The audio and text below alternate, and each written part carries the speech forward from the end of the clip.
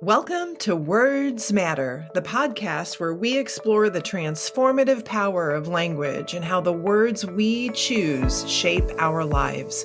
I'm your host, Deanna Ley, the Catalytic Coach, and I'm here to guide you on a journey of opportunities, progress, and change. Each episode will dive into a thought-provoking quote or phrase, unpack its meaning, and discover how it can inspire us to rise above challenges, embrace joy in the journey, and ignite our possible. Your words matter because you matter. Now, let's get to today's amazing episode. Well, hey there, friends. Welcome back to another episode of Words Matter. I want to share something that happened to me last month, something that created this massive mind shift in me, and I think you're going to relate to it, and hopefully it'll help shift yours too, so buckle up. I was about a week into launching my I Choose Me, No Sugar, No Flour 30-day challenge course. Now, this course had been on my mind for well over a year and a half. I kept putting it off because I wasn't sure which platform to use or how to organize everything in a way that felt right, in a way that felt like me. So every time I started thinking about the project, the size of it is what stalled me out. But eventually, I got so tired of the mental load of it, the thinking about it, the hanging of it over my head, that I told myself, that's it, enough is enough, let's just get the dang thing done. And once I made that decision, I spent hours learning this new platform, setting up all the content, creating these magical automations that would guide each person who enrolled in the course through each of the 30 days seamlessly. I wanted it to function smoothly and to be something that they didn't even have to think about.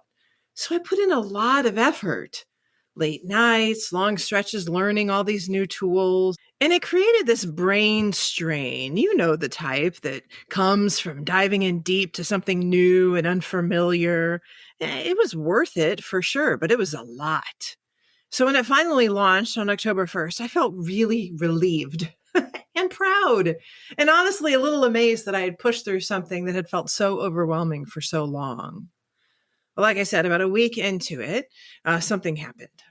I logged in to check an automation and realized that one piece of it hadn't been set up correctly.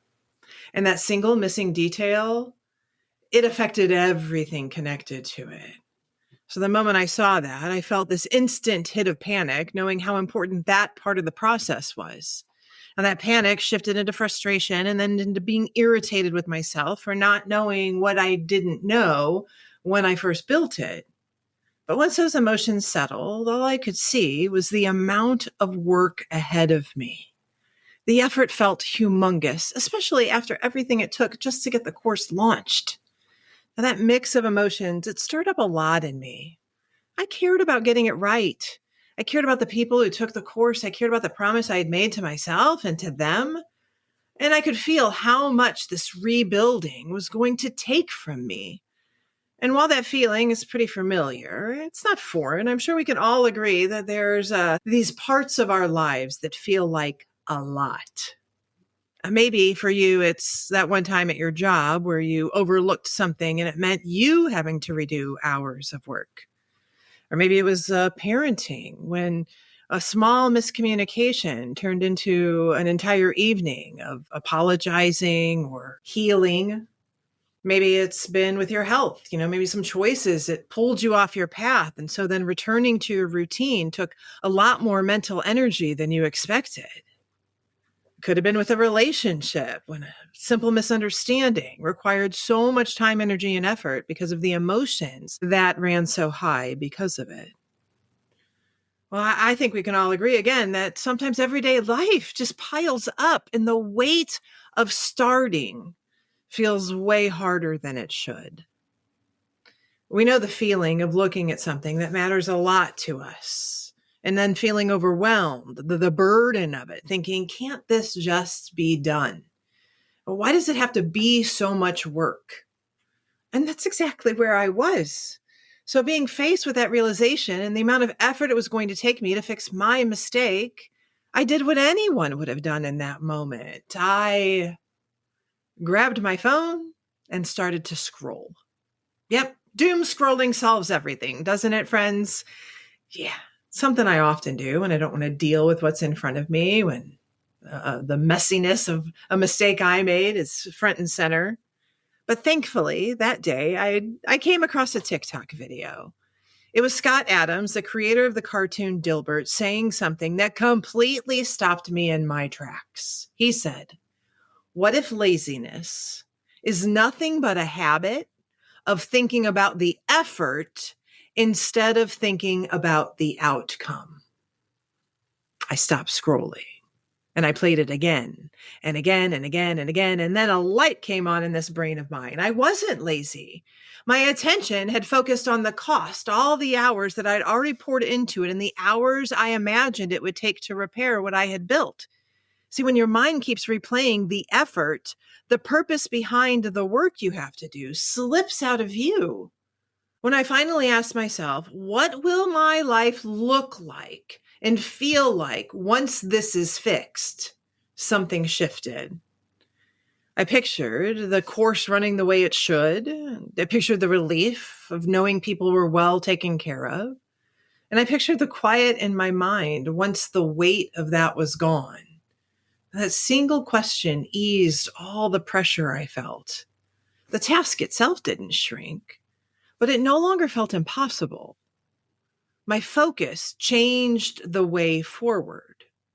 It reminded me of how often we talk ourselves out of good things without even realizing it. It isn't about lacking drive. Our minds try to protect us from anything uncertain, and that protection can make the work grow in our heads until it feels heavier than it should. The very thing that feels weighty is often the thing that gives us the most amount of relief once it's done.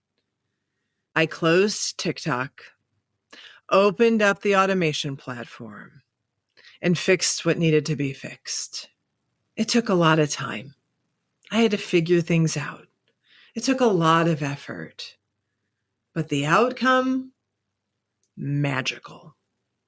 And that's what today's quote is all about. Outcome over effort. 3 words, 1 practice, and a whole new way forward. Outcome over effort means keep your attention on what finishing delivers. That's your fuel. That's your doorway to action. And since that day, I see it everywhere. Now, you might notice it in the projects you've been putting off. Maybe the closet you keep meaning to clean, the stack of paperwork that moves around your house, the small repair that you avoid because it feels annoying or time-consuming. You might notice it in the phone call you've been delaying, not because you don't want the reconnection, but because you're picturing the uncomfortable beginning instead of the ease that might follow.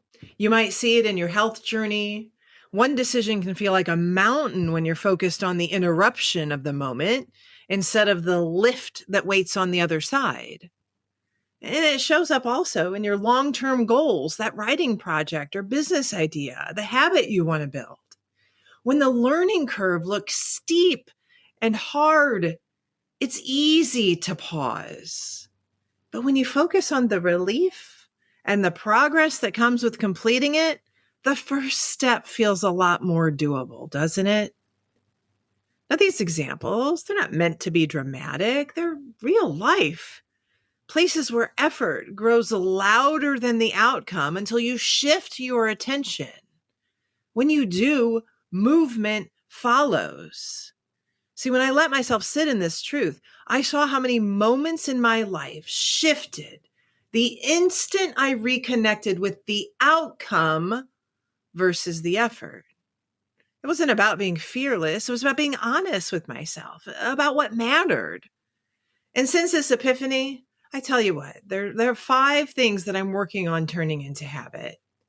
These are all places I return to when I feel myself hesitating or making the effort a bigger story than it needs to be. First, I ask myself the real question. When hesitation appears, I pause long enough to ask, am I focused on the cost or am I focused on what it will give me once it's done? Now, that question brings a ton of clarity and points me back to my purpose. Second, I picture the finish before I begin. I give myself that moment to imagine the outcome, the relief when it's handled, the quiet that comes from something that's no longer waiting on my attention, the sense of completion that lifts my shoulders. That feeling brings me back to why it matters. Third, I choose one clear action. I don't need the whole plan, just one step that starts the process. Open the document, toss the first item, send the message, make the call. One simple move creates motion. Fourth, I acknowledge movement as it happens. Progress isn't always loud. Sometimes it's small, meaningful shifts. Fixing that one automation, clearing that one corner, making one aligned choice. I speak it out loud and then write it down so my mind stays connected to the truth that I'm moving. Fifth, I keep a record of the outcomes. That's right. I have a notebook labeled payoffs. Anytime a meaningful result lands, a connection's repaired, an evening that feels easier, a moment where my mind feels lighter, I write it down. And when resistance creeps in, I read a few of those things that I've written down to remind myself that effort has always led to something worthwhile. Let me add in one more layer, because this isn't just a helpful idea. It's a muscle we have to build, and it becomes stronger the more you use it.